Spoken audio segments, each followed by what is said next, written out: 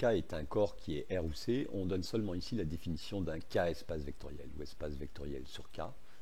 Ça signifie que E plus est un groupe commutatif, et aussi qu'il y a une loi externe, notée point, dont on va parler après.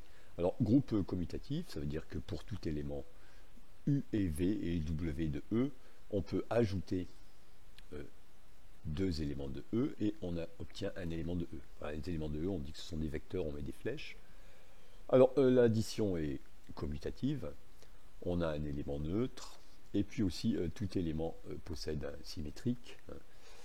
Voilà. Et on a aussi une associativité, on va montrer un dessin. On a aussi l'associativité ici. Voici une représentation de l'associativité. Pour ajouter trois vecteurs, on peut ajouter d'abord les deux premiers ou les deux derniers. Alors maintenant, on regarde la loi externe de plus près. Pour tout lambda appartenant à K et U à un vecteur, elle associe un nouveau vecteur qu'on appelle lambda fois U. Alors, on dit parfois des scalaires pour les éléments de K. Alors ici, on peut avoir ce qu'on veut ici pour lambda. Et on a des propriétés pour cette loi externe. Alors, pour tous éléments U et V dans E et pour tout scalaire, lambda et mu, c'est-à-dire ce sont des nombres. Voilà, donc lambda fois U, c'est un vecteur. Ensuite, on a ce genre de propriété. 1 fois U, c'est U. Puis 2 fois 3U, c'est 6U. 2U plus 3U, c'est 5U. Et 2 fois U plus V, c'est 2U plus 2V. Voici les propriétés de la loi externe.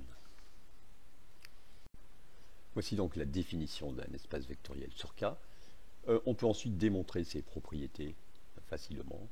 0 fois vecteur, n'importe quel vecteur, vecteur nul, lambda fois vecteur nul, et on a même cette équivalence ici. Et moins 1 fois un vecteur, c'est l'opposé du vecteur. Alors, bien se dire que ceci n'est pas une définition de plus à apprendre, c'est-à-dire que c'est un objet familier.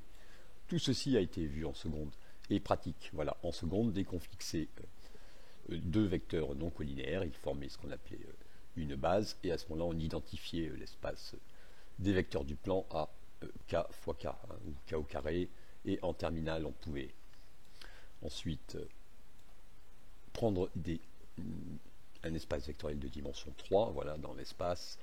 Maintenant, on pourra prendre des espaces plus grands, et même l'espace vectoriel des polynômes, se dire qu'il y en a vraiment partout, dont on ne peut pas expliciter ce qu'on appellera une base, et encore pire, celui-ci, le plus énorme.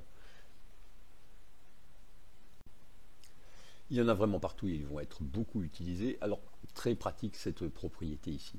Si f est une partie non vide d'un espace vectoriel E, f lui-même est un espace vectoriel si et seulement si on a ces deux propriétés qu'on appelle parfois double stabilité, et vous pouvez vérifier qu'à ce moment-là toutes les autres propriétés sont vérifiées.